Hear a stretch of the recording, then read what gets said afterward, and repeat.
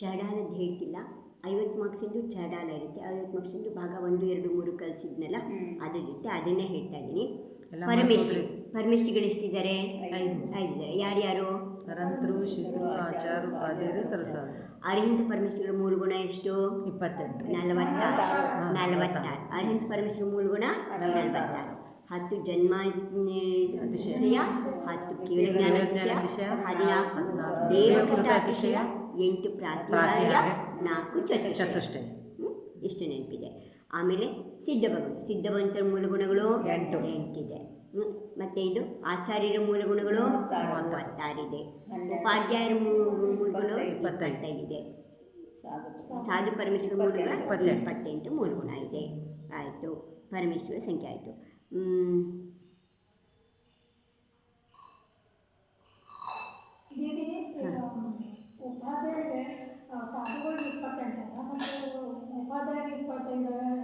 ಇಲ್ಲ ಹೇಳಿ, ಸಾಧು ಉಪಾಧ್ಯಾಯರು ಆಚಾರ್ಯ ಎಲ್ರಿಗೂ ಮೂಲ ಗುಣ 28 ಎಲ್ಲರೂ ಕಾಮನ್ ಆಗಿ ಇದ್ದೇ ಇರುತ್ತೆ. ಆದರೆ ಉಪಾಧ್ಯಾಯರು ಅಂದಾಗ ಈ 28 ಗುಣ ಬಿಟ್ಟು ಮತ್ತೆ 25 ಎಕ್ಸ್ಟ್ರಾ ಇರುತ್ತೆ, ವಿಶೇಷ ಗುಣ ಇದೆ. ಏನು ಇರುತ್ತೆ ಅವರಿಗೆ ಉಪಾಧ್ಯಾಯರಿಗೆ? 24 ಅಕ್ಷರ ಕಲಿತ ತಕ್ಷಣ ಉಪಾಧ್ಯಾಯ ಅಂತ ಹೆಸರು ಕೊಟ್ಬಿಡ್ತಾರೆ? ಇಲ್ಲ, 11 ಅಂಗ 14 ಪೂರ್ವಗಳ ಜ್ಞಾನ ಇರಬೇಕು ಅವರಿಗೆ. 11 ಅಂಗ 14 ಪೂರ್ವನ ಕೂಡಿದಾಗ 25 ಆಗುತ್ತೆ. ಅದನ್ನು ಅವರು ವಿಶೇಷ ಮೂಲ ಗುಣ. ಹಾಗೆ ಆಚಾರ್ಯರದ್ದು ಅಷ್ಟೇ, ಅವರಿಗೆ 36 ಮೂಲ ಗುಣ. ಯಾಕೆಂದರೆ 10 ಧರ್ಮ, ಹಾಗೆ ಅವ್ರು 28 ಮೂಲಗಳು 3 ಜನಕ್ಕೂ ಸಮಾನ. ಆ ಏನು ವಿಶೇಷ ಗುಣಗಳ ಜೊತೆಯಲ್ಲಿ ಸಮಾಧಿ ಮಾಡ್ಕೊಳಕ್ಕಾಗಲ್ಲ. ವಿಶೇಷ ಗುಣಗಳ ಜೊತೆ ಸಮಾನ. ಅದಕ್ಕೆ ಅವರ ಪದವಿಯನ್ನು ಬಿಟ್ಟು ತಮ್ಮ ಆಚಾರ್ಯ ಪದವಿಯನ್ನು ಬೇರೆಯವರಿಗೆ ಕೊಟ್ಟು ಅವರು ಸಾಮಾನ್ಯ ಸಾಧು ಆಗಿ ಅವರು ಆಚಾರ್ಯರ ಹತ್ರ ಸಮಾಧಿ ತಗೋತಾರೆ. ಅದು ಖರೆ ಸಮಾಧಿ. ಅದೆಲ್ಲ ಪದವಿಯನ್ನು ಇಟ್ಕೊಂಡು ಸಮಾಧಿ ಮಾಡ್ಕೊಳಕ್ಕಾಗಲ್ಲ. ಅದು ಪರಿಗ್ರಹ ಅಂತಾರೆ. ನೀನು ಮೊಬೈಲ್ ಇಟ್ಕೊಂಡ್ರೆ, ಗಾಡಿ ಇಟ್ಕೊಂಡ್ರೆ 25 ಅದೇನು ಗುಣ 28 ಗುಣ ಬಿಟ್ಟು ಬೇರೆ ವಿಶೇಷ ಗುಣ ಏನಾರ ನಿನ್ನ ತಂಡ ಅದು ಪರಿಗ್ರಹ. ನೀನು ಅದನ್ನು ಬಿಡಿದ್ರೆ ಸಮಾಧಿ ಆಗಲ್ಲ ಅಂತಾರೆ. ಆದರೆ ಇವತ್ತು ಏನೇನು ಮಾಡ್ತಿದ್ದಾರೆ ಹೇಳೋದು ಯಾರಿಗೆ? ಹೇಗಾಗಿದೆ ಅಂದರೆ ಬೇಲಿನ ಎದ್ದು ಹೊಲ ಮೇಯ್ದಂಗೆ ಆಗಿದೆ.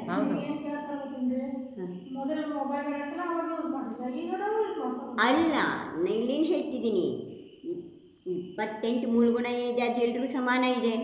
ಅದನ್ನು ಬಿಟ್ಟು ವಿಶೇಷ ಮೂಲ ಗುಣ ಇದ್ದರೆ ಆ ವಿಶೇಷ ಗುಣಗಳನ್ನು ನೀವು ಬಿಡದಲ್ಲೇ ಉಪಾಧ್ಯಾಯರು 25 ಗುಣ, ಆಚಾರ್ಯರು 36 ಗುಣ ಏನಿದೆ ಆ ಗುಣ ಬಿಡಬೇಕಂದ್ರೆ ಆಚಾರ್ಯ ಪದ ಬಿಡಬೇಕು.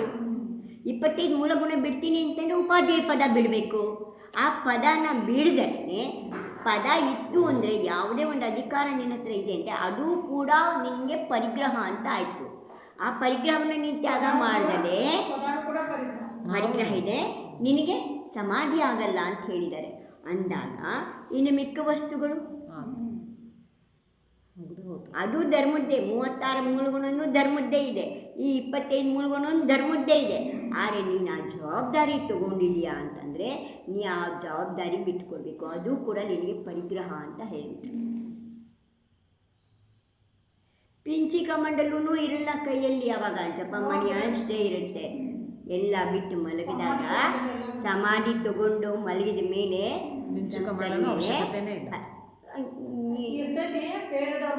ಬೇರೆಯವರು ಅದನ್ನೆಲ್ಲ ಅವ್ರ ಜೊತೆಯಲ್ಲಿ ಇದು ಮಾಡ್ಬೇಕಾದ್ರೆ ಅವ್ರಿಗೆ ನಿಲ್ಲಕ್ಕೆ ಆಗಲ್ಲ ಅನ್ನೋಂಥ ಪರಿಸ್ಥಿತಿನಲ್ಲಿ ಕೊನೆಗಳಿಗೆನಲ್ಲಿ ಏನಿರುತ್ತೆ ಅವಾಗ?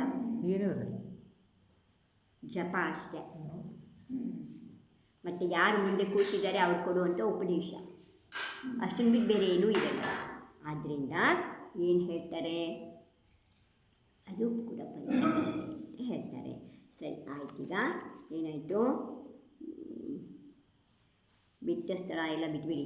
ಮಂಗಲಗಳು ಎಷ್ಟು ಡ್ಯಾಶ್ ಇರುವವು? ಮಂಗಲಗಳು ಡ್ಯಾಶ್ ಇರುವವು. ಕೇವಲಿಗಳು ಹೇರಿವ ಡ್ಯಾಶ್ 4 ಇರುವವು. ಕೇವಲಿಗಳು ಹೇರುವ ಡ್ಯಾಶ್ 4 ಇರುವವು. ಧರ್ಮ ಅಂತ ಹಾಕಿರ ಧರ್ಮ ಹಿಂಗಾಗುತ್ತೆ. ಮಂಗಲಗಳು ಮಂಗಲ, ಉತ್ತಮ, ಶರಣ ಎಲ್ಲ 4 ಇದೆ. ಇದು ಉತ್ತರ ತಪ್ಪು ಬರ್ಕೊಂಡಿದ್ದೀರಾ. ಸರ್ವಶ್ರೇಷ್ಠರಾಗಿರುವವರನ್ನು ಡ್ಯಾಶ್ ಎಂದು ಕರೆಯುತ್ತಾರೆ. ಉತ್ತಮರು ಎಂದು ಕರೆಯುತ್ತಾರೆ. ಸರ್ವಶ್ರೇಷ್ಠರಾಗಿರೋರನ್ನ ಉತ್ತಮ. ಉತ್ತಮ ಡ್ಯಾಶಲ್ಲಿ ಉತ್ತಮ ಬರೀತಾರೆ, ಉತ್ತಮರೆಂದು ಕರೆಯುತ್ತಾರೆ. ಕೇವಲ ಪಣ್ಣತ್ತೋ ಡ್ಯಾಶ್ ಪವಜಾಮಿ ದಮ್ಮಂ ಶರಣಂ ಪವಜಾಮಿ. ಮಂಗಲರೆಂದು ಯಾರನ್ನು ಕರೆಯುವರು? ಮಂಗಲ ಎಂದು ಯಾರು ಏನನ್ನು ಪಂಚಪರಷ್ಟಿಗಲ್ಲ, ಮಂಗಲ ಎಂದು ಯಾವುದಕ್ಕೆ ಕರೆಯುವರು? ಮಲವನ್ನು ಅಂದರೆ ಪಾಪವನ್ನು ದೂರ ಮಾಡುತ್ತದೋ ಅದನ್ನು ಮಂಗಲ. ಇನ್ನೊಂದು ಮಂಗಲ ಅಂತಂದರೆ ಮಂಗ ಅಂದರೆ ಸುಖ, ಯಾವುದು ಸುಖವನ್ನು ಕೊಡುತ್ತದೋ ಅದು ಮಂಗಲ ಅಂತ ಹೇಳ್ತಾರೆ. ಉತ್ತಮ ಎಂದು ಯಾರಿಗೆ ಕರೀತಾರೆ? ಲೋಕದಲ್ಲಿ ಸರ್ವಶ್ರೇಷ್ಠರಾದವರಿಗೆ ಉತ್ತಮ ಅಂತ ಕರೀತಾರೆ. ಲೋಕದಲ್ಲಿ ಮಂಗಲರು, ಉತ್ತಮರು ಮತ್ತು ಶರಣರು ಆಗಲು ಯಾರು ಯಾರು ಯೋಗ್ಯರಿದ್ದಾರೆ? ಅರಿಹಂತರು, ಸಿದ್ಧರು, ಸಾಧುಗಳು ಮತ್ತು ಧರ್ಮ. ಕೇವಲಿ ಬಂತ ಹೇಳಿದಂಥ ಧರ್ಮ. ಅರಿಹಂತರು, ಸಿದ್ಧರು, ಅವರೆಲ್ಲ ಅಲ್ಲಿಗೆ ಬರ. ಅರಿಹಂತರು, ಸಿದ್ಧರು, ಸಾಧು ಅಂದರೆ ಅವರೆಲ್ಲರೂ ಸಾಧುಗಳೇ. ಆಚಾರ್ಯ ಉಪಾಧ್ಯಾಯರು ಸಾಧುಗಳೇ ಅವರು. ಮತ್ತಾರಿದ್ದಾರೆ? ಭಗವಂತರು ಹೇಳಿದಂತಹ ಧರ್ಮ. ಈ 4 ಶರಣಿದೆ. ಉತ್ತಮ, ಮಂಗಲ ಮತ್ತು ಶರಣ ಇದೆ. ಧರ್ಮ. ಲೋಕದಲ್ಲಿ ಮಂಗಲರು, ಉತ್ತಮರು, ಶರಣರು ಯಾರು ಯಾರು? ಅರಿಹಂತರು, ಸಿದ್ಧರು, ಸರ್ವಸಾಧುಗಳು ಹಾಗೂ ಕೇವಲಿ ಭಗವಂತರು. ಅರಿಹಂತ ನಾವು ಯಾರಲ್ಲಿ ಶರಣು ಹೋಗಬೇಕು?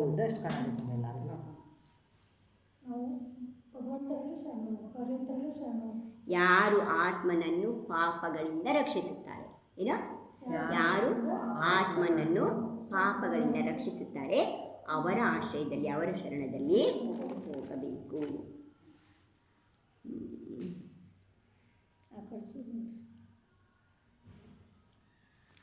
ಶ್ರೀಪಾಲನ ತಂದೆಯ ಹೆಸರು ಅರಿದಮನ, ತಾಯಿ ಕುಂದಪ್ರಭಾ. ಶ್ರೀಪಾಲನ ತಂದೆಯ ಹೆಸರು ಅರಿದಮನ, ತಾಯಿ ಕುಂದಪ್ರಭಾ. ಮೈನಾ ಸುಂದರಿ ತಂದೆಯ ಹೆಸರು ಬಹುಪಾಲ, ತಾಯಿ ಪದ್ಮರಾಣಿ. ನಗರ ಉಜ್ಜಯಿನಿ ನಗರ. ಮೈನಾ ಸುಂದರಿಯ ನಗರ ಉಜ್ಜಯಿನಿ. ಶ್ರೀಪಾಲನ ನಗರ ಚಂಪಾಪುರ. ಶ್ರೀಪಾಲನಿಗೆ ಎಷ್ಟು ಜನ ರಾಣಿಯರಿದ್ರು? 8,000 ರಾಣಿಯರು. ಶ್ರೀಪಾಲನು ಎಷ್ಟು ಕಲೆಗಳಲ್ಲಿ ನಿಪುಣನಾಗಿದ್ದ? 72 ಇರೋದೇ 72 ಕಲೆ. ಗಂಡಸರಿಗೆ 72 ಕಲೆ, ಹೆಣ್ಣು ಮಕ್ಕಳಿಗೆ 64 ಕಲೆ.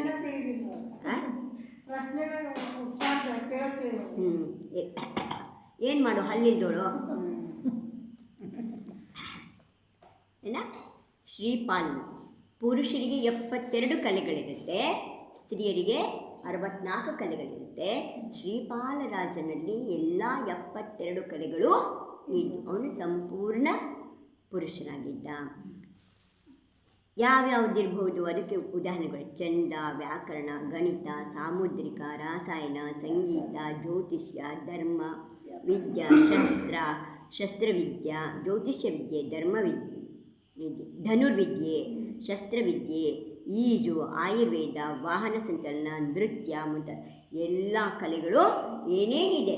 ಶಿಲ್ಪಕಲೆ, ಬಟ್ಟೆಯಲ್ಲಿ ಕೆತ್ತೋದು, ಕೈಯಲ್ಲಿ ಕೆತ್ತೋದು, ಪೇಂಟಲ್ಲಿ ಮಾಡೋದು, ಪ್ರತಿಯೊಂದು ಇಂಥ ಕಲೆ ಗೊತ್ತಿಲ್ಲ ಅಂತ ಅವನಿಗೆ ಅಡಿಗೆಯಿಂದ ಹಿಡಿದು ರಂಗೋಲಿ ಹಾಕೋದ್ರಿಂದ ಹಿಡಿದು, ಕೆಲವರು ಗಂಡು ಮಕ್ಕಳು ಅಷ್ಟು ಸುಂದರ ರಂಗೋಲಿ ಹಾಕ್ತಾರೆ, ಹೆಣ್ಮಕ್ಳು ನಾಚ್ಕೋಬೇಕು. ಮತ್ತು ನಾನು ದೊಡ್ಡ ಹೋಟ್ಲಲ್ಲೆಲ್ಲ ನೀನು ಹುಡುಗಿರ ಇದ್ದಾರೆ ರುಚಿಯಾಗಿ ಹೋಗಿ ತಿಂದು ಬರ್ತಾರೆ ಎಲ್ಲ. ಇನ್ನು 10 ರೂಪಾಯಿನ ಸಾಮಾನಿಗೆ 100 ರೂಪಾಯಿ ಕೊಟ್ಟು ಯಾರು ಮಾಡೋದ್ರಲ್ಲಿ? ಗಂಡಸರೇ ಮಾಡೋದು. ಅದು ಅವನಿಗೆ ಮಾತ್ರ ಅಲ್ಲಿ ಹೆಂಡತಿ ಮಾಡಿದ್ದೇ ಬೇಕು. ಅವ ಮಾಡಿದ್ದ ಉಣ್ಣಂಗಿಲ್ಲ, ಅವನಿಗೆ ಮಾತ್ರ ಹೆಂಡತಿ ಮಾಡೋಕ್ಕಿದ್ದೇ ಬೇಕು. ಶ್ರೀಪಾಲನ ಶರೀರದಲ್ಲಿ ಯಾವ ರೋಗ ಬಂದಿತ್ತು? ಕುಷ್ಠರೋಗ ಬಂದಿತ್ತು. ಶ್ರೀಪಾಲ ಹಾಗೂ ಸೈನಿಕರ ಕುಷ್ಠರೋಗ ಹೇಗೆ ಪರಿಹಾರ ಆಯಿತು? ಮೈನಾ ಸುಂದರಿ ನಂದೀಶ್ವರ ಪೂಜೆಯನ್ನು ಅಷ್ಟಾನಿಕ ಪರಮೆಗೆ ಸಿದ್ಧಚಕ್ರ ಮಹಾಮಂಡಲ ವಿಧಾನವನ್ನು ಮಾಡಿ ಜಿನಗಂಧೋದಕವನ್ನು ಸಿಂಪಡಿಸಿ ರೋಗವನ್ನು ವಾಸಿ ಮಾಡಿದ್ರು. ಜಿನಗಂಧೋದಕದಿಂದ. ಏಕೆಂದರೆ ನಾಲ್ಕು ಉತ್ತರ ಕೊಟ್ಟಿರ್ತಂತೆ. ಸುಖಸಾಗರ್ ಮಹಾರಾಜ ಪೇಪರ್ ಬರೆದಿದ್ರೆ ಅದೇ ಥರ ಪೇಪರ್ ಇರುತ್ತೆ ಅಂತ ಹೇಳಿದರೆ ಆನ್ಲೈನ್ ಪೇಪರ್ ಇರುತ್ತೆ. ನಿಮಗೇನು ಆನ್ಲೈನ್ ಪ್ರಾಬ್ಲಮ್ ಇಲ್ಲ, ಏನು ಮಾಡ್ತೀರಾ ಮೊಬೈಲಲ್ಲಿ ಲಿಂಕ್ನೆಲ್ಲ. ಇವರಿಬ್ಬರಿಗೆ ಮತ್ತು ದೀಪಂಗೆ ಗೊತ್ತಾಗಲ್ವಂತೆ, ದೀಪನ ಕೂಡಿಸ್ಕೊಂಡು ಮಾಡಬೇಕು. ಮತ್ತು ಸ್ವಾತಿ ಕೂಡಿಸ್ಕೋಬೇಕು. ಮೊಬೈಲ್ ಐತಲ್ರಿ, ಕೈಯಲ್ಲಿ ಮೊಬೈಲ್ ಇದೆ, ಅದು ನಿಕ್ಕಿದ್ದೆಲ್ಲ ಮಾಡಕ್ಕೆ ಬರ್ಬೇಕಲ್ಲ, ಬರೀ ಫೋನ್ ಮಾಡೋಕೆ ಅಷ್ಟೇ ಬರುತ್ತೆ.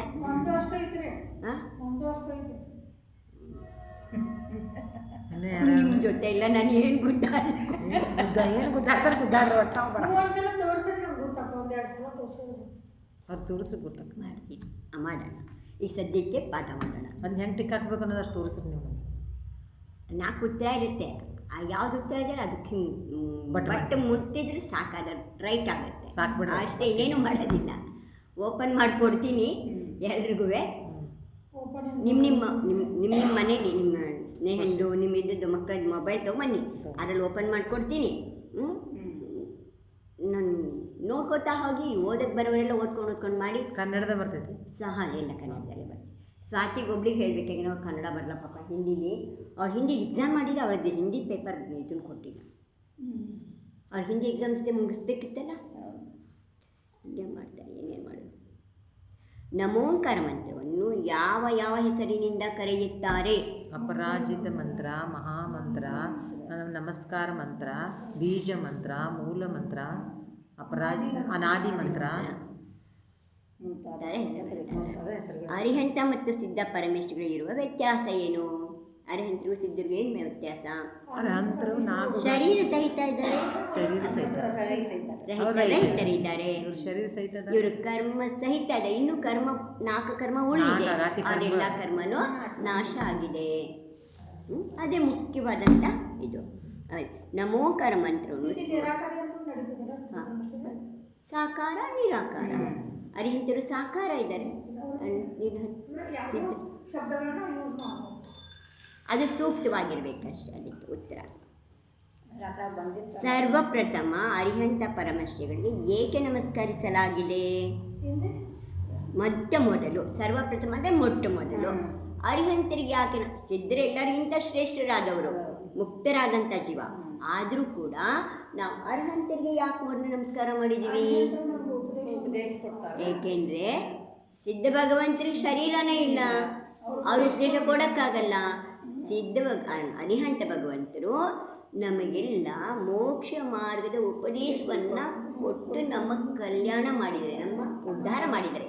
ಆದ್ದರಿಂದ ಅವರಂತರಿಗೆ ನಮಸ್ಕಾರ ಮಾಡೋದು. ಕಬೀರನ ದೋಹಿಲಿಯಿಂದ ತುಳಸಿದಾಸನ ದೋಹಿಲಿಂದ ಏನು ಹೇಳ್ತಾರೆ? ಗುರು ಗೋವಿಂದ ದೋವು ಕಡೆ ಗುರುನೂ ನಿಂತಿದ್ದಾನೆ, ಗೋವಿಂದ ದೇವರು ನಿಂತಿದ್ದಾನೆ. ಯಾರಿಗೂ ಅಷ್ಟೇ ನಮಸ್ಕಾರ ಮಾಡೋದು? ಗುರುಗೆ ನಮಸ್ಕಾರ. ಏಕೆಂದರೆ ಗೋವಿಂದನ ಪರಿಚಯ ಮಾಡಿಸಿದವನು, ದೇವರ ಪರಿಚಯ ಮಾಡಿಸಿದವನು ಗುರು. ಅದರಿಂದ ನಾನು ಮೊದಲು ಅವನಿಗೆ ನಮಸ್ಕಾರ ಮಾಡ್ತೀನಿ ಅಂತ. ಹಾಗೆ ನಮಗೆ ಸಿದ್ಧ ಭಗವಂತರ ಪರಿಚಯ ಮಾಡಿಕೊಟ್ಟವ್ರು ಯಾರು? ಅರಿಹಂತರು. ಆದ್ದರಿಂದ ನಾನು ಅವರಿಗೆ ಫಸ್ಟು ತಿಳಿತಾ? ಸಾಧು ಪರಮೇಷ್ಠಿಗಳೆಂದು ಯಾರಿಗೆ ಹೇಳುತ್ತಾರೆ? ಸಾಧು ಪರಮೇಷ್ಠಿ ಜ್ಞಾನ ಧ್ಯಾನ ತಪಸ್ಸಿನಲ್ಲಿ ಲೀನರಾಗಿರುವಂತಹ, ಆರಂಭ ಪರಿಗ್ರಹ ರಹಿತರಾಗಿರುವಂತಹ ನಿರ್ಗ್ರಂಥ ಮುನಿಗಳಿಗೆ ಸಾಧು ಪರಮೇಷ್ಠಿ ಅಂತ ಹೇಳ್ತಾರೆ. ಜೀವಗಳಲ್ಲಿ ಎಷ್ಟು ಪ್ರಕಾರವಿದೆ? 2. ಯಾವ್ಯಾವುದು? ಸಂಸಾರಿ ಜೀವ, ಮುಕ್ತ ಜೀವ. ಮುಕ್ತ ಜೀವ ಹೇಗಿರುತ್ತೆ? ಮುಕ್ತ ಜೀವ 8 ಕರ್ಮಗಳನ್ನು ನಾಶ ಮಾಡಿದರೆ ಸಂಸಾರದ ಜನನ ಮರಣದಿಂದ ದುಃಖಗಳಿಂದ ದೂರ ಇರುತ್ತೆ ಮತ್ತು ಅಶರೀರಿಯಾಗಿರುತ್ತೆ. ಸಂಸಾರ ಜೀವದಲ್ಲಿ ಎಷ್ಟು ವಿಧ? 3. ಸಂಸಾರ ಜೀವದಲ್ಲಿ ಎಷ್ಟು ವಿಧ? 2. ತ್ರಸ ಮತ್ತು ಸ್ಥಾವರ. ಎಷ್ಟು ವಿಧ ಇದೆ ಸಂಸಾರಿ ಜೀವದಲ್ಲಿ? 2. ತ್ರಸ ಮತ್ತು ಸ್ಥಾವರ. ಸ್ಥಾವರ ಜೀವಿಗಳು ಯಾವ್ಯಾವುದು? ಪೃಥ್ವಿಕಾಯ, ಅಗ್ನಿಕಾಯ, ವಾಯುಕಾಯ, ಜಲಕಾಯ, ವನಸ್ಪತಿಕಾಯ. ಇದು ಪೃಥ್ವಿ, ಜಲ, ಅಗ್ನಿ, ವಾಯು, ವನಸ್ಪತಿಕಾಯ. ಇದು ಸ್ಥಾವರ ಜೀವ. ರಸಜೀವ ಯಾವುದು? 2 ಇಂದ್ರಿಯ 3 ಇಂದ್ರಿಯ 4 ಇಂದ್ರಿಯ 5 ಇಂದ್ರಿಯ ಜೀವ ರಸಜೀವ ಇದೆ.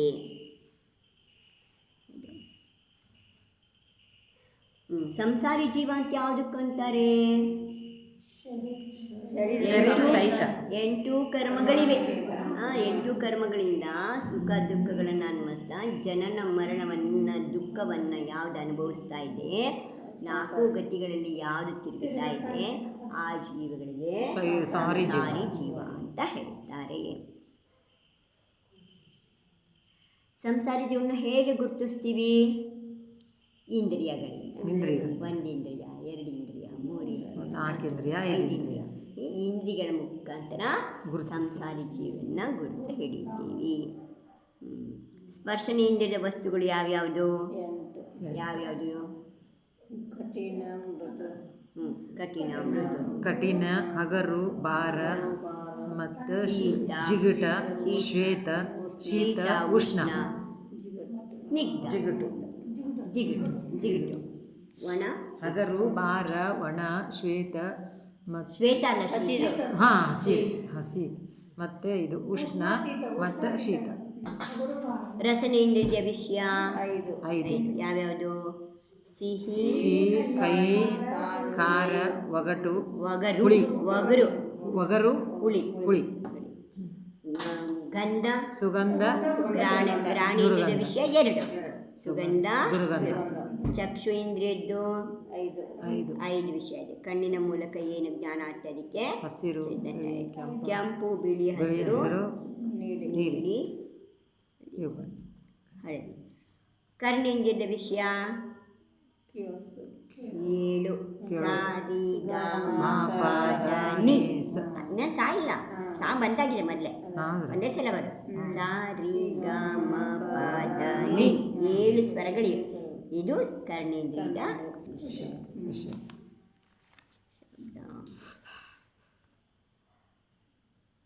ಪಾಪ ಎಷ್ಟಿದೆ? 5. ಯಾವ್ಯಾವುದು?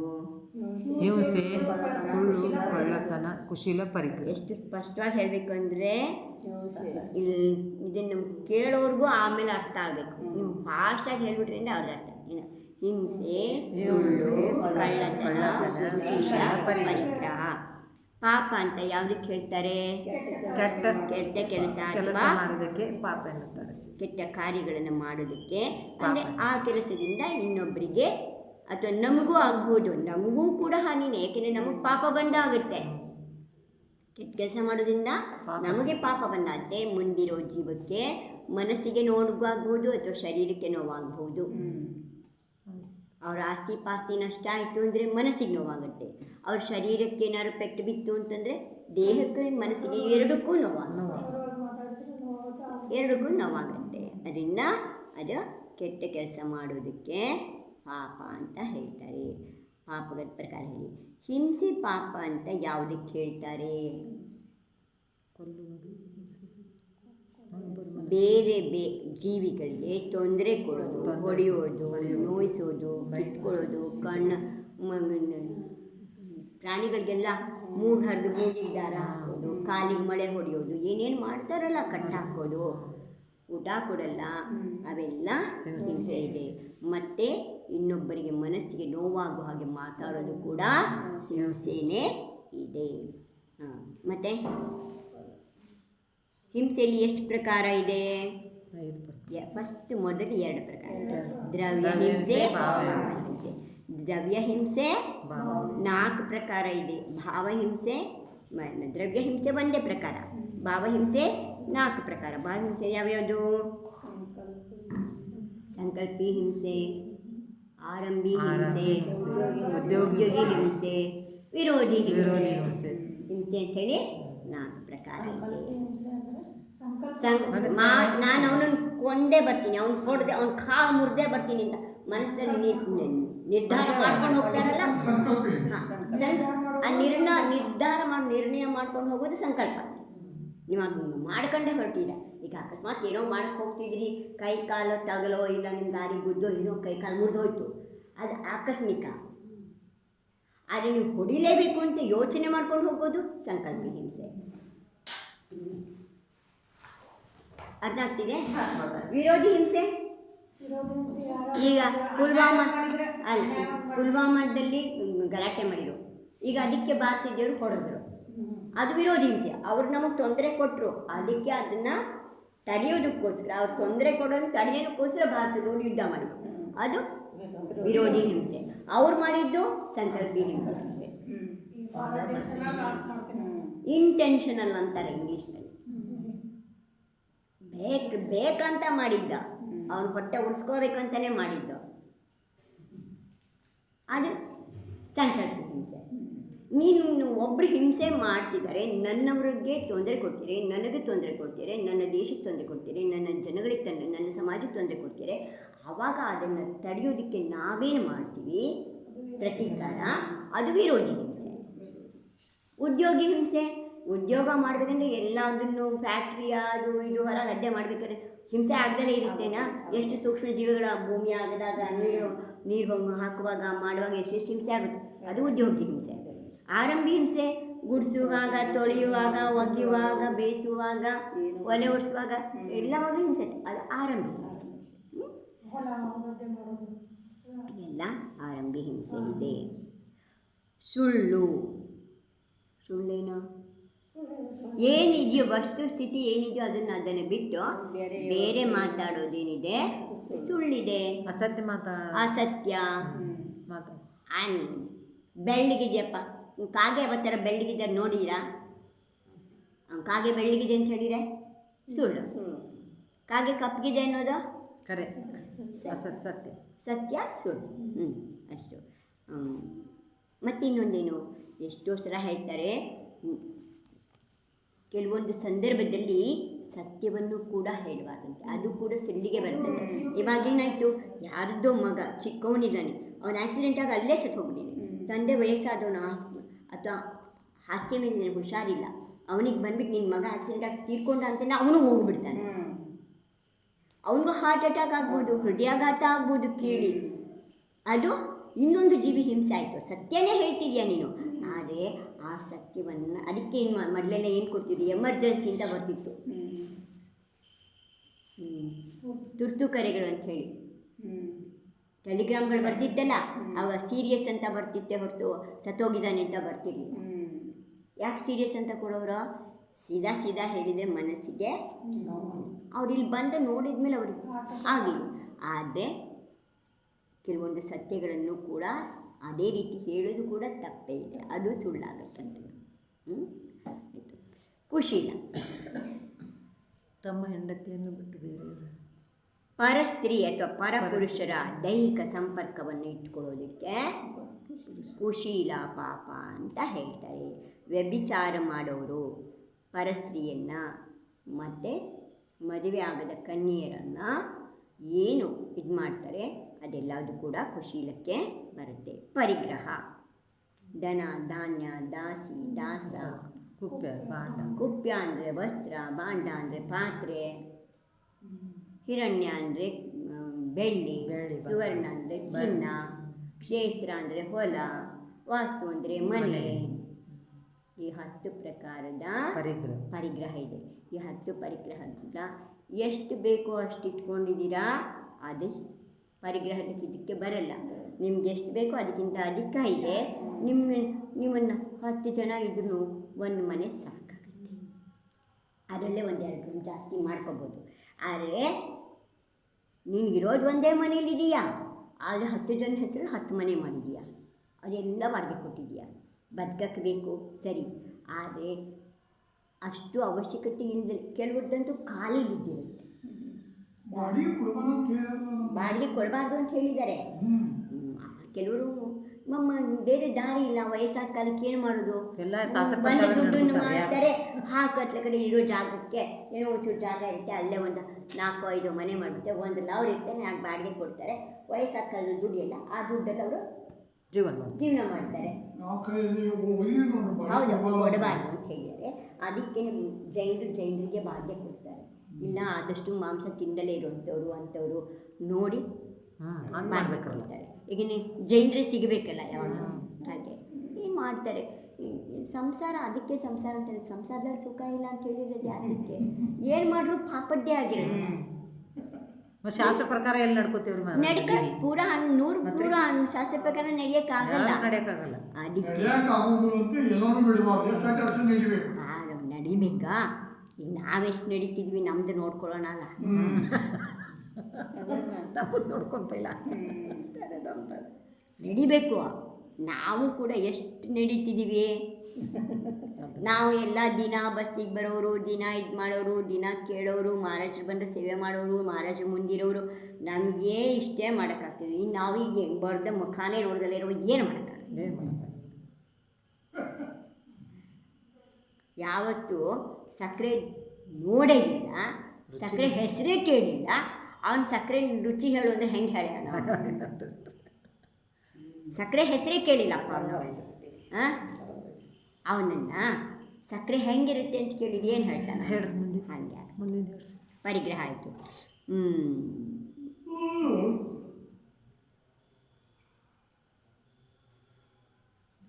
ಗತಿಗಳು ಎಷ್ಟು?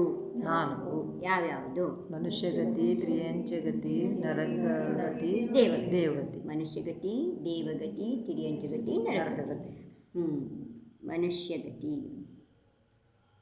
ಕಷಾಯಗಳು ಎಷ್ಟು? 4. ಯಾವ್ಯಾವುದು? ಕ್ರೋಧ, ಮಾನ, ಮಾಯಾ, ಲೋಭ. ಕ್ರೋಧ, ಮಾನ, ಮಾಯಾ, ಲೋಭ. ಸ್ವಲ್ಪ ಶಾಂತಿಲಿ ನಿಧಾನಕ್ಕೆ ಕೇಳಿ. ಆಯಿತಾ? ಕ್ರೋಧ ಅಂತ ಯಾವುದಕ್ಕೆ ಹೇಳ್ತಾರೆ? ಸಿಟ್ಟು ಮಾಡ್ಕೊಳ್ಳೋದಕ್ಕೆ ಕ್ರೋಧ ಅಂತ ಬರುತ್ತೆ ಸಿಟ್ಟು. ಆದರೆ ಅದನ್ನು ಮನಸ್ಸಿನಲ್ಲೇ ಇಟ್ಕೊಂಡ್ವಿ ಅಂದರೆ ಅದ್ರ ಫಲ ಸಿಗಲ್ಲ. ಭಾಳ ಕಡಿಮೆ ಇರುತ್ತೆ, ಅಲ್ಪ ಇರುತ್ತೆ.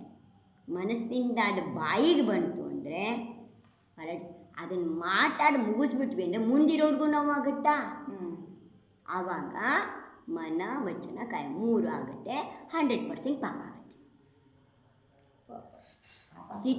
ಸಿಟ್ಟು ಬರುತ್ತೆ, ಬಹಳಷ್ಟು ಸಲ ಸಿಟ್ಟು ಬರುತ್ತೆ. ಯಾರೋ ಏನೋ ಕೆಡವಿರು, ಯಾರೋ ಏನೋ ಮಾಡಿರು, ಯಾರೋ ಚಲ್ಲಿರು, ಏನೋ ಹಾಳು ಮಾಡಿಬಿಟ್ರು, ಏನೇನೋ ಆಯಿತು. ಹೇಳಿ ಹೋಗಿದ್ರಿ, ಹಾಲಿಟ್ಟಿದ್ನಿ ಒಲೆ ಮೇಲೆ ನೋಡ್ಕೊತ, ಅವ್ರು ಉಕ್ಕಿಸ್ಬಿಟ್ರು, ಸಿಟ್ಟು ಬರುತ್ತೆ. ಹೆಜ್ಜೆ ಜೀವಿ ಸಿಟ್ಟು ಬರುತ್ತೆ.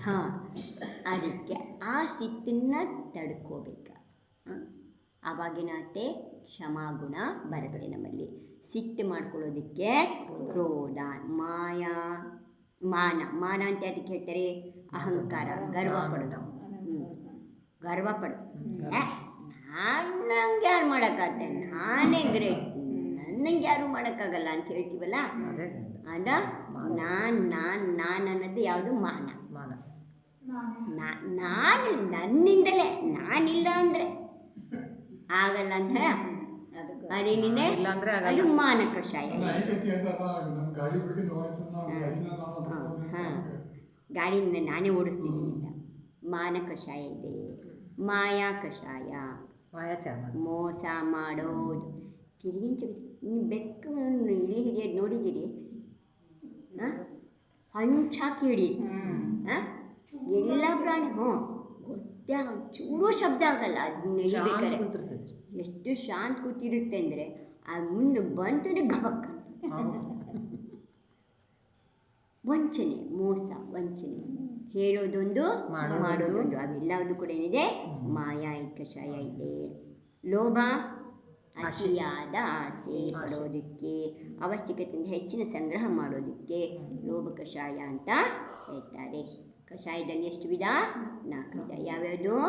ಕ್ರೋಧ, ಮಾನ, ಮಾಯ, ಲೋಭ. ಆಯಿತು, ನೋಡ್ಕೊಂಡು ನೋಡುವ 8 ಗಂಟೆಗೆ. ಅತಿ ಆಸೆ ಪಡೋದಕ್ಕೆ ಅವಶ್ಯಕತೆ ಇದ್ದಾಯಿತು. ನರಕ, ಕ್ರೋಧ,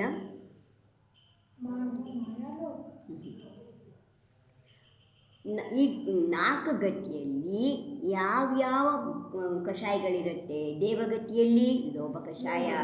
ಅವ್ರಿಗೆ ಎಷ್ಟಿರುತ್ತೆ ಅಂದರೆ ಅಷ್ಟೆಲ್ಲ ಇದ್ದು ಅವ್ರಿಗೂ ಆಸೆ ಅಂತೆ. ಅವ್ರಿಗಿಂತ ಮೇಲಿನ ದೇವ್ರನ್ನ ನೋಡಿ ನಂಗೆ ಅದಿಲ್ವಲ್ಲ ಅನ್ಕೊತಾರಂತೆ. ಅಲ್ಲ, ಅಷ್ಟು. ಮನುಷ್ಯನಲ್ಲಿ ಮಾನ ಕಷಾಯ, ಮಾನವ. ಯಾರ ಮಾನ ಕಷಾಯ ಇದೆಯೋ ಅವನು ಮಾನವ. ಮಾನ ಕಷಾಯ. ತಿರಿಯನ್ ಜಗತ್ತಿನಲ್ಲಿ ಮಾಯಾ ಕಷಾಯ ಹೇಳಿದ್ನಲ್ಲ, ಹೆಂಗೆ ಹೊಂಚಾಕ್ ಹಿಡಿಯುತ್ತೆ ಮಾಯಾ ಕಷಾಯ ಅದರಲ್ಲಿ. ಮತ್ತು ನರಕಗಟ್ಟಿನಲ್ಲಿ ಕ್ರೋಧ ಕಷಾಯ. ಅಲ್ಲಿ ಎಷ್ಟು ಅಲ್ಲಿ ಹೋಗಿ ಬಿದ್ದಾಗಿಂದ ಹೇಳಿ ಅಲ್ಲಿ ಬಿಟ್ಟು ಹೊರಗೆ ಬರೋವರೆಗೂ ಬರೀ ಕ್ರೋಧನೇ ಮಾಡೋದು, ಬಡಿ ಕಡಿ ಕೊರೋದು. ಬೇರೆ ಏನಿಲ್ಲ. ಯಾವ್ಯಾವ ಗತಿನಲ್ಲಿ ಏನೇನು ಕಷಾಯ ಬರುತ್ತೆ ಅಂತ ಆಯಿತು. ಕ್ರೋಧ ಮನುಷ್ಯ ಗತಿಯಲ್ಲಿ ಮಾನ ಕಷಾಯ ಅವರೂ ಮಾಡ್ತಾರಲ್ಲಿ. ತ್ರಿಯಂಜ ಗತಿ ಏನಂತೆ ನರಕದಲ್ಲಿ ಹೋದಾಗ ಹೇಗೆ ಭೂಮಿ ಮೇಲೆ ತೀರ್ಥಂಕರರು ಬರ್ತಾನೆ 6 ತಿಂಗಳು ಮುಂಚೆ ಇದ್ರನಿಗೂ ಗೊತ್ತಾಗತ್ತೆ. ಅವನು ಬಂದು ಭೂಮಿಯೆಲ್ಲ ಶುದ್ಧಿ ಮಾಡಿ ನಗರವನ್ನು ಬಂಗಾರದ ನಗರ ಮಾಡಿ ಹೊಸ ಹೊಸ ಮನೆಗಳನ್ನು ಕಟ್ಕೊಟ್ಟು ಅಲ್ಲಿ ರತ್ನವೃಷ್ಟಿ ಮಾಡಿ ಬಡತನ ಇಲ್ಲದ ಹಾಗೆ ಇದ್ದಾಗೆಲ್ಲ ಮಾಡ್ತಾನೆ. ಹಾಗೆಯೇ ನರಕದಲ್ಲಿರುವಂಥ ಜೀವ ಮುಂದೆ ಬಂದ ತೀರ್ಥಂಕರ ಆಗೋ ಜೀವ ಆಗಿದ್ದರೆ ಅದಕ್ಕೆ 6 ತಿಂಗಳ ಮುಂಚೆ ವಜ್ರದ ಒಂದು ಕೋಟೆಯನ್ನು ಕವಚವನ್ನು ಮಾಡಿಬಿಡ್ತಾನೆ. ಆ ಕವಚದೊಳಗೆ ಯಾರು ಅವ್ರನ್ನ 6 ತಿಂಗಳ ಮುಂಚೆ ಬಡಿಯೋಕ್ಕೆ ಆಗಲ್ಲ. ಆ ನರಕ ಬಿಟ್ಟು ಬರೋಕ್ಕಾಗಲ್ಲ. 6 ತಿಂಗಳ ಮುಂಚೆ, ಅದಕ್ಕೆ ಮುಂಚೆ ಎಷ್ಟು ಆಯಸ್ಸಿರುತ್ತೆ ಅಷ್ಟು ವರ್ಷವೂ ಅವರು ಹೊಡೆಯೋದು ಬಡಿಯೋದು ಕ್ರೋಧ ಅದೇ ನಡೆಯುತ್ತಲ್ಲಿ. ಆದರೆ 6 ತಿಂಗಳ ಇದೆ ಅಂತ ಗೊತ್ತಾದ ತಕ್ಷಣ ಅಲ್ಲಿ ಆ ಇಂದ್ರ ಹೋಗಿ ಏನು ಮಾಡ್ತಾನೆ, ಅವರಿಗೆ ಒಂದು ವಜ್ರದ ಕೋಟೆಯನ್ನು ನಿರ್ಮಾಣ ಮಾಡ್ತಾನೆ. ಸ್ಫಟಿಕದಿದ್ದ ಹಾಗೆ ಆ ಕೋಟೆ ಒಳಗಡೆ ಇರ್ತಾರೆ. ಅವ್ರಿಗೆ ಅಲ್ಲಿ ಏನು ತೊಂದರೆ ಆಯುಷ್ಮಠ ಇರ್ತಾರೆ ಅಲ್ಲಿ. 6 ತಿಂಗಳು 6 ತಿಂಗಳು ಅಷ್ಟೇ. 6 ಕೊನೆ 6 ತಿಂಗಳು ಅಷ್ಟೇ. ಆಮೇಲೆ ಭೂಮಿ ಬಗ್ತಾರೆ ತೀರ್ಥಂಕರಾಗಿ. ತಾಯಿ ಗರ್ಭಕ್ಕೆ ಬರೋಕ್ಕಿನ್ನ 6 ತಿಂಗಳು ಇದೆ ಅನ್ಬೇಕಾದ್ರೆ ಗೊತ್ತಾಗುತ್ತೆ. ಆವಾಗ ಎಲ್ಲಿ ಏನು ಮಾಡಬೇಕು ಅದನ್ನು ಕುಬೇರ ಬಂದ್ ಮಾಡ್ತಾನೆ. ಅವನು ಅಲ್ಲಿ ಹೋಗಿ ಅವರಿಗೆ ರಕ್ಷಣೆ ಕೋಟೆ ಮಾಡಿ ರಕ್ಷಣೆ ಕೊಟ್ಟು ಬರ್ತಾನೆ. ಯಾರು ನಾರ್ಕಿಗಳವ್ರನ್ನ ಮುಟ್ಟಕ್ಕಲ್ಲ. ಆ 6 ತಿಂಗಳು ಅವರು ಶಾಂತಿಲಿ ಇರ್ತಾರೆ. ಅದನ್ನು ಬಿಟ್ಟರೆ ನರಕದಲ್ಲಿ ಬೇರೆ ರೀತಿಯಲ್ಲಿ ಶಾಂತಿ ಇರೋದಿಲ್ಲ. ಅವ್ರಿಗೂ ಕಷ್ಟ ಐತಾರೆ 6 ತಿಂಗಳು ಪೆಲ್ಲಾನ. ಹೌದು. ಆದಿನಾಥರು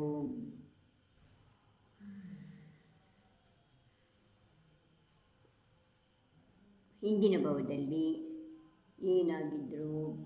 ವಜ್ರಜಂಗನ ರಾಜನ ಹೆಂಡತಿ ಹೆಸರೇನು, ರಾಣಿ ಹೆಸರೇನು? ಶ್ರೀಮತಿ. ವಜ್ರಜಂಗ ರಾಜನ ವಜ್ರಜಂಗ ಶ್ರೀಮತಿಯರಿಗೆ ಯಾರಿಗೆ ಆಹಾರ ಕೊಟ್ಟರು? ದಮದರ ಮತ್ತು ಸಾಗರ ಸೇನ ಅನ್ನುವಂತಹ 2 ವೃದ್ಧಿಧಾರಿ ಮುನಿಗಳಿಗೆ. ವಜ್ರಜಂಗ ಮತ್ತು ಶ್ರೀಮತಿಯವರು ದಮದರ ಮತ್ತು ಸಾಗರ ಸೇನ ಎಂಬ 2 ವೃದ್ಧಿಧಾರಿ ಮುನಿಗಳಿಗೆ ನವದಾ ಭಕ್ತಿಯಿಂದ ಆಹಾರವನ್ನು ಕೊಟ್ಟರು. ಮತಿವರ ಹೆಸರಿನ ಮಂತ್ರಿ, ಆನಂದ ಎಂಬ ಪುರೋಹಿತ, ಧನಮಿತ್ರ ಅನ್ನುವಂಥ ಸೇಠ, ಅಕಂಪನ ಅನ್ನುವಂಥ ಸೇನಾಪತಿ, ಮುಂಗುಸಿ, ಸಿಂಹ, ಮಂಗ, ಹಂದಿ ಎಲ್ಲರೂ ಏನು ಮಾಡಿದರು? ಭಕ್ತಿಯಿಂದ ಆಹಾರ ದಾನವನ್ನು ನೋಡಿದರು. ಅವರೆಲ್ಲ ಏನು ಮಾಡಿದರು? ಭಕ್ತಿಯಿಂದ. ಯಾರ್ಯಾರು? ಮತಿವರ ಅನ್ನುವಂತಹ ಮಂತ್ರಿ, ಆನಂದ ಪುರೋಹಿತ, ಧನಮಿತ್ರ ಸೇಠ, ಅಕಂಪನ ಸೇನಾಪತಿ. ಅವರದ್ದಲೇ ಮುಂಗುಸಿ, ಸಿಂಹ, ಮಂಗ, ಹಂದಿ ಇವರೆಲ್ಲರೂ ಕೂಡ ಭಕ್ತಿಯಿಂದ ಆಹಾರ ಸರಿಯನ್ನು ಆಹಾರ ಕೊಡೋದನ್ನು ಇಲ್ಲ ಅದು ಬೇರೆ. ಆದಿನಾಥ ತೀರ್ಥರು ಅಕಂಪನಾಚಾರ್ಯರು ಇಲ್ಲಿಗೆ ಬರ್ತಾರೆ, ತುಂಬ ದೂರ. ಅದು ಮುನಿಸಿವ್ರತನಾಥ ತೀರ್ಥಂಕರ ಕಾಲಕ್ಕೆ ಬರ್ತಾರೆ. ಮುಂಗುಸಿ ಸಿಂಹ, ಮುಂಗುಸಿ, ಮಂಗ, ಹಂದಿ, ಸಿಂಹ ಅವರೆಲ್ಲ ಮತ್ತು ಆದಿನಾಥ ತೀರ್ಥಂಕರ ಮಕ್ಕಳಾಗ್ತಾರೆ. ಅವರೆಲ್ಲ ಆದಿನಾಥ ಮಕ್ಕಳಾಗ್ತಾರೆ ಮುಂದೆ ಅವರೆಲ್ಲರೂ. ವಜ್ರಜಂಗನ ಜೀವವು ಈ ಭವದಿಂದ 8ನೇ ಭವದಲ್ಲಿ ಪ್ರಥಮ ತೀರ್ಥಂಕರ ಆದರು. ರಾಣಿಯ ಜೀವ ಶ್ರೀಮತಿ ಜೀವ ಶ್ರೇಯಾಂಸನಾಗಿ ಹುಟ್ಟಿದ. ಹೆಣ್ಣಿನ ಪರ್ಯಾಯವನ್ನು ಬಿಟ್ಟು ಪುರುಷನಾಗಿ ಹುಟ್ಟಿದ್ರು.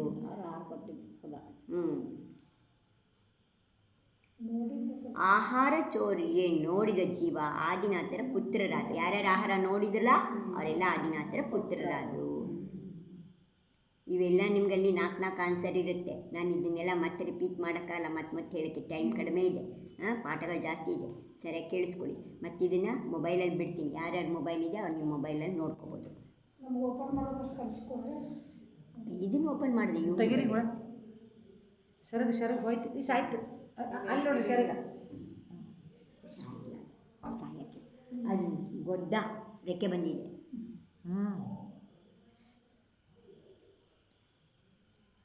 ಆಯಿತಾ. ವಜ್ರಜಂಗನ ಜೀವ ಈ ಭವದಿಂದ ಅಂದರೆ ವಜ್ರಜಂಗ ಭವದಿಂದ 8ನೇ ಭವದಲ್ಲಿ ಪ್ರಥಮ ತೀರ್ಥಂಕರಾಗತ್ತೆ. ಆಗ ರಾಣಿಯ ಜೀವ ಶ್ರೀಮತಿಯ ಜೀವ ಶ್ರೇಯಾಂಸರಾಜನಾಗ್ತಾನೆ. ಮತ್ತು ಆಹಾರಚರ್ಯೆ ನೋಡಿದಂತಹ ಎಲ್ಲ ಜೀವಗಳು ಆದಿನಾಥರ ಪುತ್ರರಾಗ್ತಾರೆ. ಆದಿನಾಥ ತೀರ್ಥಂಕರರು ಹುಂಡಾವ ಸರ್ಪಣಿಯ ತೃತೀಯ ಕಾಲದ ಅಂತಿಮದಲ್ಲಿ ಅಯೋಧ್ಯ ನಗರದಲ್ಲಿ ಜನಿಸಿದರು. ಯಾರೂ ಕೂಡ 3ನೇ ಕಾಲದಲ್ಲಿ ಹುಟ್ಟಲ್ಲ. ಆದರೆ ಹುಂಡಾವ ಸರ್ಪಿಣಿ ಕಾಲ ನಡೀತಿದೆ. ಈಗೇನು ಇದೆಯಲ್ಲ ವಿಚಿತ್ರತೆ ಎಲ್ಲ ಕಾಣ್ತಾ ಇದ್ದೀವಲ್ಲ, ಇದು ಯಾವುದು ಕೂಡ ಎಲ್ಲ ಕಾಲದಲ್ಲೂ ಇರಲ್ಲ. ಅದೆಷ್ಟು ಒಂದು ಕಲ್ಪಕಾಲಕ್ಕೆ ಎಷ್ಟು ವರ್ಷ? ಕಲ್ಪಕಾಲ ಅಂದ್ರೇನು? ಒಂದು ಅವಸರ್ಪಿಣಿ ಒಂದು ಉತ್ಸರ್ಪಿಣಿ ಎರಡು ಸೇರಿದಾಗ ಒಂದು ಕಲ್ಪಕಾಲ ಆಗುತ್ತೆ. ಒಂದು ಅವಸರ್ಪಿಣಿನಲ್ಲಿ 10 ಕೋಟಿ, ಒಂದು ಉತ್ಸರ್ಪಿಣಿಗೆ 10 ಕೋಟಿ, 20 ಕೋಟಿ ಸಾಗರ ಕಾಲ ಸೇರಿದಾಗ ಒಂದು ಕಲ್ಪಕಾಲ ಅಂತ. ಅದೆಷ್ಟೋ ಕಲ್ಪಕಾಲಗಳು ಕಳೆದ ನಂತರ ಒಂದು ಸಾರಿ ಇಂಥ ಕಾಲ ಬರುತ್ತಂತೆ. ನಾವು ಹುಟ್ಟಿದ್ದೀವಲ್ಲ, ಇಷ್ಟೊಂದು ಜಾತಿ ಕುಲ ಎಲ್ಲ ಇರಲ್ಲ. ಇಲ್ಲ ಅಂದರೆ ಮಿಕ್ಕ ಕಾಲಗಳಲ್ಲಿ ಒಂದೇ ಜಾತಿ ಜೈನನ್ನು ನಂಬೋರು, ಜಿನನನ್ನು ನಂಬದೇ ಇರೋರು ಇಬ್ಬರೇ ಇರ್ತಾರೆ, ಯಾರೂ ಇರಲ್ಲ ಭೂಮಿ ಮೇಲೆ. ಇಷ್ಟೆಲ್ಲ ಗುಡಿ ಗೋಪುರ ಏನೂ ಇರಲ್ಲ. ವಿದೇಹ ಕ್ಷೇತ್ರದಲ್ಲಿ ಏನೂ ಇಲ್ಲ, ಅದಷ್ಟೇ ಇದೆ. ಜಿನಾಲಯನ ಬಿಟ್ಟು ಬೇರೆ ಏನೂ ಯಾವ ಡೈರೆಕ್ಟಾಗಿ ಹೋಗಲ್ಲ, ಡೈರೆಕ್ಟಾಗಿ ಹೋಗೋಕ್ಕಾಗಲ್ಲ. ಮುನಿ ಆಗಿದ್ದಾರೆ. ಒಂದು ಮುನಿ ಆಗಿದ್ದು ಕೂಡ ಅವರು ಜೀವನ ಎಲ್ಲ ಚೆನ್ನಾಗಿ ಪಾಲನವರು. ಕೊನೆ ಗಳಿಗೆಯಲ್ಲಿ ಸಮಾಧಿ ಸಮಯದಲ್ಲಿ ನಾನು ಯಾಕೆ ಇಷ್ಟೆಲ್ಲ ಕಷ್ಟಪಟ್ಟೆ ಅಂತ ಅಂದ್ಕೊಂಡ್ಬಿಟ್ರೆ ಇದರಿಂದ ಅವ್ರು ಹೋಗಿ ವಿದೇಹದಲ್ಲಿ ಹುಟ್ಟುತ್ತಾರೆ. ಇಲ್ಲದೆ ಇದ್ದರೆ ಮಿಕ್ಕವರು ವಿದೇಹದಲ್ಲಿ ಡೈರೆಕ್ಟಾಗಿ ಹುಟ್ಟಕ್ಕಾಗಲ್ಲ. ಇಲ್ಲಿಂದ ಸ್ವರ್ಗಕ್ಕೆ ಹೋಗಬೇಕು, ಸ್ವರ್ಗದಿಂದ ಅಲ್ಲಿಗೆ ಹೋಗಬೇಕು. ವಿದೇಹ ಕ್ಷೇತ್ರ ಡೈರೆಕ್ಟಾಗಿ ವಿದೇಹ ಕ್ಷೇತ್ರದಲ್ಲಿ ಹುಟ್ಟಕ್ಕಾಗಲ್ಲ.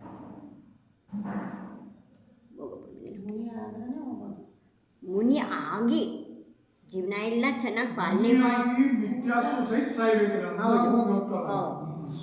ಕೊನೆಗಳಿಗೆ ನಾನು ತಪ್ಪು ಮಾಡಿದೆ ಅಂತ ಅನ್ಕೋಬೇಕು. ಅವರು ಅನ್ನಿಸ್ಬೇಕು ಅವರಿಗೆ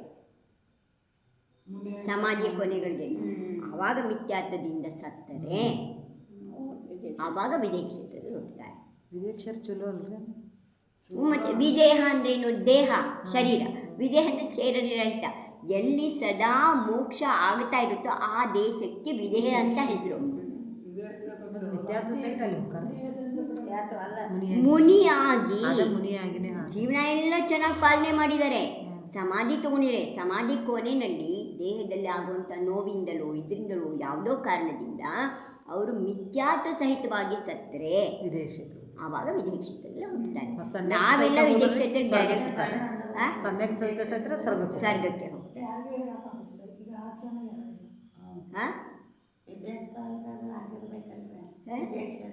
ವಿದೇಹ ಕ್ಷೇತ್ರದಲ್ಲಿ ವಿದ್ಯಾಸಾಗರ್ ಸ್ವರ್ಗದಲ್ಲಿದ್ದಾರೆ. ಅವರಂತೂ ಗ್ಯಾರಂಟಿ ಇದಾಗಿರ್ತೇನೆ, ಲೌಕಾಂತಿಕ ದೇವ ಆಗಿರ್ತಾರೆ. ಅಂಥ ಆಚಾರ ಆಯಿತು, ಅಂಥ ತಪಸ್ಸಿತ್ತು ಅವರದ್ದು. ಅರೆ ಕಲ್ಪವಾಸಿನಲ್ಲೂ ಬ್ರಹ್ಮಲೋಕದಲ್ಲಿ ಲೌಕಾಂತಿಕ ದೇವರಾಗಿರ್ತಾರೆ.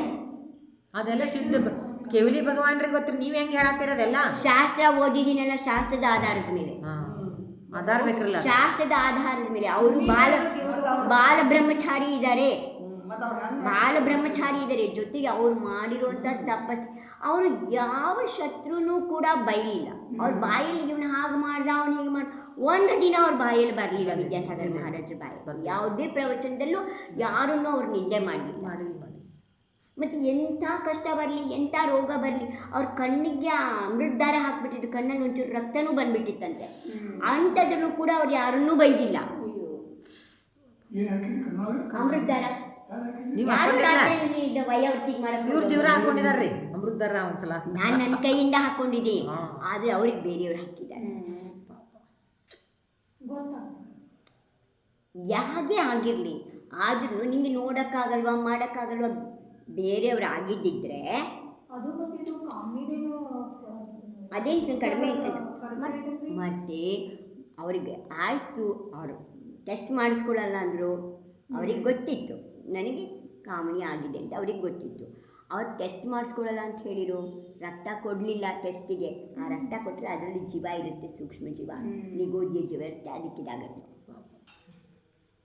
ಎಷ್ಟು ವಿಚಾರ ಮಾಡಿದ್ದಾರೆ ಅಂದರೆ, ಆಮೇಲೆ ತಮ್ಮ ಶಿಷ್ಯರು ಬಂದರೆ ಅವರೆಲ್ರಿಗೂ ನೋವಾಗತ್ತಿಂದ ಅವರೆಲ್ಲರೂ ದೂರದಲ್ಲೇ ತಡೆದ್ರು. ಅವ್ರಿಗೆ ಗೊತ್ತಾಗಿತ್ತು, ಅವ್ರಿಗೆ ಗೊತ್ತಾಯ್ತು ಇನ್ನು ಹೆಚ್ಚು ದಿನ ನಾ ಇರೋದಿಲ್ಲ ಅಂತ. ನೋಡಿ, ಕಾಮಣಿಕ ಇದಾಯಿತು ಅಂದರೆ ಬೆಲ್ಲ ಬೇಕು, ಹಾಲು ಬೇಕು ಅದಕ್ಕೆ ಶರೀರಕ್ಕೆ. ಆದರೆ ಅದೆರಡನ್ನೂ ಬಿಟ್ಟು, ಸಕ್ಕರೆ ಬಿಟ್ಟಿದ್ದು ಬಹಳ ವರ್ಷ ಆಗಿತ್ತು, ಹಾಲನ್ನು ಬಿಟ್ಬಿಟ್ಟಿದ್ರಲ್ಲ, ಹಾಲನ್ನು ಬಿಟ್ಟ ಮೇಲೆ ಅವ್ರಿಗೆ ಅದಾಗಿದ್ದು. ಎರಡೂ ಇಲ್ಲ, ಔಷಧಿ ಇಲ್ಲ, ಅದಿಲ್ಲದಲ್ಲೇ ಔಷಧಿ ಕೊಡೋಕ್ಕಾಗಲ್ಲ. ಬೇಕು, ಬೆಲ್ಲ ಬೇಕೇ ಬೇಕು. ಎಲ್ಲ ಹಳದಿ ಕೊಟ್ಟು ನೋಡ್ರಿ ಮೈ ಮ್ಯಾಗ ಮುಳ್ಳು ಬರ್ತಾವ್ರಿ ಅಷ್ಟು. ಅಯ್ಯೋ, ನಾನಂತೂ ಸಾಕ್ಷಾತ್ ಹೋಗಿದ್ದೆ, ಕರ್ಕೊಂಡು ಹೋಗಿದ್ದಲ್ಲ ನೋಡಿ. ಅದಕ್ಕೇನೆ ಇಲ್ಲ, ಹಾಗೆ ಅವರು ಖಂಡಿತ ಖಂಡಿತ ಖಂಡಿತ ಲೌಕಾಂತಿಕ ದೇವ ಆಗಿರ್ತಾರೆ. ಸ್ವರ್ಗ, ಬ್ರಹ್ಮಸ್ವರ್ಗ. ಹಾಂ, ಬಿಡಿ, ಇವಾಗ ಮುಂದಕ್ಕೆ ಹೋಗೋಣ, ಪ್ರಶ್ನೆ ಮುಂದಕ್ಕೆ ಹೋಗೋಣ, ಆಯಿತಾ? ಅಲ್ಲಿಂದ ಹುಂಡಾಸಪಣಿ ದೋಷದಿಂದ ಅವ್ರು ಏನು ಮಾಡಿದರು, ಆದಿನಾಥ ತೀರ್ಥಂಕರರು 3ನೇ ಕಾಲದ ಅಂತಿಮ ಸಮಯದಲ್ಲಿ ಹುಟ್ಟಿದರು. ಜನ್ಮ ಆಯಿತು. ಆದಿನಾಥರ ತಂದೆ ತಾಯಿ ಮರುದೇವಿ. ಸೌದರ್ಮಯಿಂದನು ತೀರ್ಥಂಕರ ಶಿಶುವನ್ನು ಎಲ್ಲಿ ಅಭಿಷೇಕ ಮಾಡಿದನು? ಪಾಂಡುಶಿಲೆಯ ಮೇಲೆ, ಸುಮೇರು ಪರ್ವತದ ಮೇಲೆ, ಪಾಂಡುಕ ಶಿಲೆಯ ಮೇಲೆ ಅಭಿಷೇಕ. ಎಲ್ಲಿಯ ನೀರನ್ನು ತಂದು ಮಾಡ್ದ? ಕ್ಷೀರಸಾಗರದ ನೀರನ್ನು ತಂದು ಅಭಿಷೇಕ ಮಾಡ್ದ. ನಾಮಿರಾಜನು ಅವರ ಜೊತೆ ಎಷ್ಟು ಹೆಣ್ಣು ಮಕ್ಕಳನ್ನು ತಂದು ಮದುವೆ ಮಾಡ್ದ? ಆದಿನಾಥರಿಗೆ ಇಬ್ಬರು. ಯಾರ್ಯಾರು?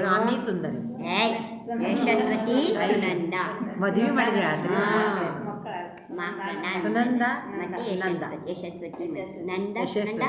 ನಂದಂಗೆ ಇನ್ನೊಂದು ಹೆಸರು ಯಶಸ್ವತಿ ಅಂತ ಹೇಳಿ. ಯಶಸ್ವತಿ. ರಾಣಿ ಯಶಸ್ವತಿಗೆ ಎಷ್ಟು ಜನ ಪುತ್ರರಾದರು? 100 ಮಂದಿ. ಭರತ ಚಕ್ರವರ್ತಿ ಮೊದಲಾಗಿ 100 ಜನ ಪುತ್ರರು. ಆಮೇಲೆ ಇಬ್ಬರು ರಾಮಿ ಅಂತ ಯಶಸ್ವತಿಗೆ ಒಬ್ಬಳೇ ಮಗಳು.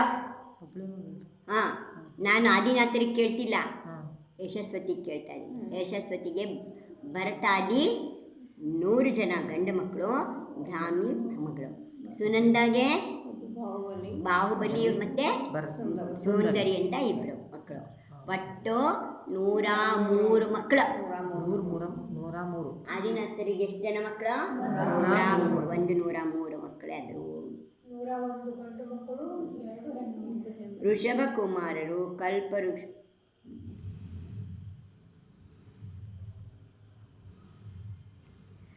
ಋಷಭನಾಥರು ಜನರಿಗೆ ಯಾವ ಕಲೆಗಳನ್ನು ಕಲಿಸಿದ್ರು?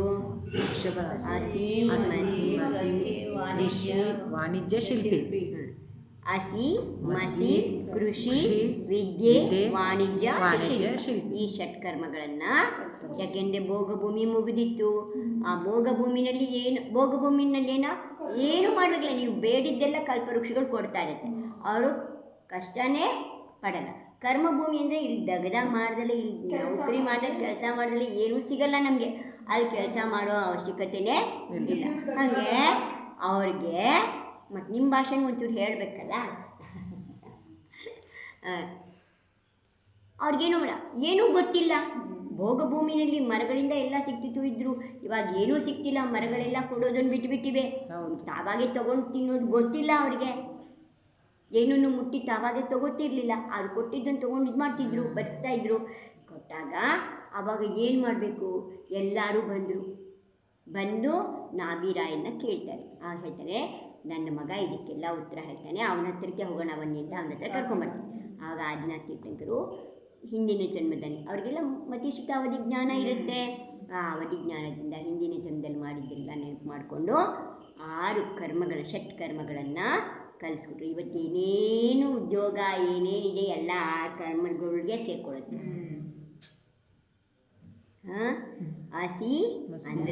ಹಸಿ ಅಂದರೆ ಖಡ್ಗ, ಯುದ್ಧ ಮಾಡೋ ಕಲೆ, ಕ್ಷತ್ರಿಯ ಧರ್ಮ. ಮಸಿ ಬರವಣಿಗೆ, ಕುಲಕರ್ಣಿ ಅಂತಿದ್ರಲ್ಲ ಹಿಂದೆ ಅವರದ್ದು ಬರೆಯೋದು. ಕ್ಲರ್ಕ್ಸ್ ಕೃಷಿ, ವ್ಯವಸಾಯ. ವಿದ್ಯೆ ಎಲ್ಲ ರೀತಿ ವಿದ್ಯೆಗಳು. ವಾಣಿಜ್ಯ ವ್ಯಾಪಾರ ಇದೆ. ಶಿಲ್ಪ ಅಂದರೆ ಎಲ್ಲ ಕೆತ್ತನೆ ಇದು ಕೆಲಸಗಳನ್ನ ಇವೆಲ್ಲದನ್ನು ಕೂಡ ಹೇಳ್ಕೊಟ್ರು. ಋಷಭನಾಥರಿಗೆ ಯಾವ ಕಾರಣದಿಂದ ವೈರಾಗ್ಯ ಬಂತು? ನೀಲಾಂಜನೆಯ ನೃತ್ಯವನ್ನು ಕಂಡು ವೈರಾಗ್ಯ ಬಂತು. ನೀಲಾಂಜನೇಯ ನೃತ್ಯ ಮಾಡ್ತಾ ಮಾಡ್ತಾ ಮರಣ ಹೊಂದ್ಬಿಡ್ತಾಳೆ. ಇಂದ್ರ ಏನು ಮಾಡ್ತಾರೆ, ಅಲ್ಲಿ ರಸಭಂಗ ಆಗಬಾರ್ದು ಅಂತೇಳಿ ಅವಳ ತಡೆನೇ ಇರೋ ಇನ್ನೊಬ್ಬರು ಹೆಣ್ಣುಮಗಳನ್ನು ಆ ಗಳಿಗೆನಲ್ಲಿ ಅಲ್ಲಿಗೆ ತಯಾರು ಮಾಡಿಬಿಟ್ಟು ಬಿಡ್ತಾನೆ. ಅದು ಆದಿನಾಥರಿಗೆ ಗೊತ್ತಾಗುತ್ತೆ, ಮಿಕ್ಕವರಿಗೆ ಗೊತ್ತಾಗುತ್ತೆ. ಚೇಂಜ್ ಆಗಿದ್ದು, ಬದಲಾವಣೆ ಆಗಿದ್ದು ಆದಿನಾಥರಿಗೆ ಗೊತ್ತಾಗ್ಬಿಡುತ್ತೆ. ಅದನ್ನು ನೋಡಿ ಅವರಿಗೆ ವೈರಾಗ್ಯ ಬರುತ್ತೆ. ಆದಿನಾಥರ ಜೊತೆ ಎಷ್ಟು ಜನ ರಾಜರು ದೀಕ್ಷೆಯನ್ನು ತಗೊಂಡ್ರು? ಸಿದ್ಧಾರ್ಥ ವನದಲ್ಲಿ ಇದು ಮಾಡಿಕೊಂಡು 4,000 ರಾಜರು. ಎಷ್ಟು ಜನ? ಆದಿನಾಥರ ಜೊತೆ 4,000 ಜನ ಇದು ಮಾಡಿಕೊಂಡ್ರು, ದೀಕ್ಷಾ ತಗೊಂಡು. ಎಷ್ಟು ಉಪವಾಸದ ನಿಯಮ ಮಾಡಿದ್ರು? 6 ತಿಂಗಳ ಉಪವಾಸದ ನಿಯಮವನ್ನು ಮಾಡಿದರು. ಮೊದಲ ಆಹಾರವನ್ನು ಕೊಟ್ಟವನು ಯಾರು? ರಾಜ. ಎಷ್ಟು ವರ್ಷ ತಪಸ್ ಮಾಡಿದ್ರು ಆದಿನಾಥರು? 1,000 ವರ್ಷ. ಎಷ್ಟು? 1,000 ವರ್ಷ ತಪಸ್ಸನ್ನು